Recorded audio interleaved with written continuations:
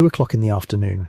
The sun was out. The first knockout match of the entire World Cup was kicking off the moment the tournament is supposed to crank into a higher gear, where every mistake is fatal, and the drama goes through the roof. And in the stands, people were falling asleep, genuinely nodding off at a World Cup knockout game, because what they were watching was for about 92 minutes, one of the most mind-numbingly boring games of football this tournament has produced. Welcome to Canada versus South Africa, a match that was historic, heartwarming, and a complete snooze fest, all at once, and buried inside that contradiction is a real problem for FIFA, one entirely of their own making.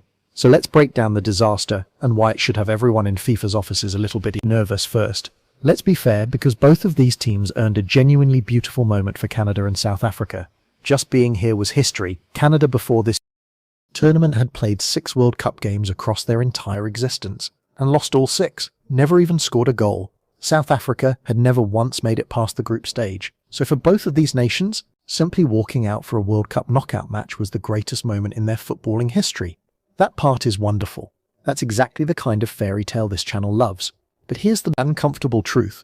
Nobody wants to say out loud, when you take 2 teams whose entire dream was just to get here, and you put them against each other in a knockout game, you don't always get great football. You get 2 sides terrified of losing parking, the bus clinging on for dear life, praying it goes to penalties, and that is precisely what we watched the reports. Didn't sugarcoat it. A sloppy, sleepy affair, scrappy, low on quality, with South Africa essentially defending for their lives the entire match, and Canada huffing and puffing without breaking through. For 90 minutes almost nothing happened. Let's actually walk through it, because even the action tells the story. South Africa came out with what looked like one clear plan: survive, drag it to penalty. They sat deep, soaked up pressure and leaned on a backline that, to their credit, defended heroically. Mbukazi made a goal line clearance to deny Jonathan David an open net, and goalkeeper Ronwin Williams pulled off save after save. Canada pressed and pressed, but created very little of real quality. There was a huge penalty shout. When Richie Lariera went down in the box, Rafi Boss refereeing, experts were genuinely split, with some saying it was a stonewall penalty. The referee and V missed, but it wasn't given, and the game just continued sluggishly toward what everyone assumed would be a goalless, nerve-shredding penalty shootout. The one bright spark was the long-awaited arrival of Canada's superstar Alonso Davies, off the bench in the 75th minute after months out injured. He immediately lifted the tempo and created a couple of half chances. But even that couldn't rescue the spectacle. This was for almost the entire 90 minutes a grind. And then, because football is football, it ended with a genuine moment of magic. Deep into stoppage time, the 2nd minute of added time, a cross came in. South Africa's defender couldn't clear it properly, and the ball dropped to Steven Ustaku. At the top of the box, he chested it down and absolutely smashed a right-footed volley inside the far post. 1-0. The Canadian bench stormed the pitch. South African players collapsed to the grass in tears.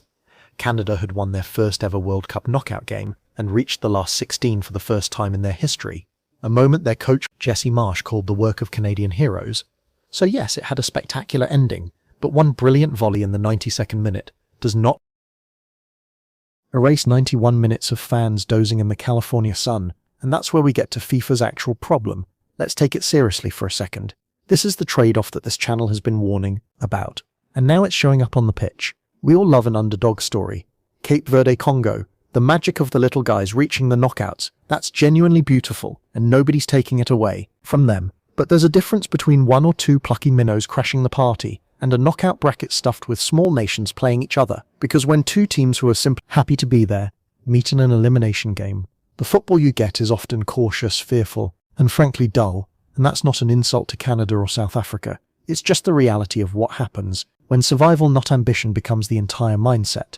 Now, connect the dots to why all these teams are here in the first place. FIFA expanded this World Cup from 32 teams to 48, and the driving force behind that was never the romance of the underdog. It was money.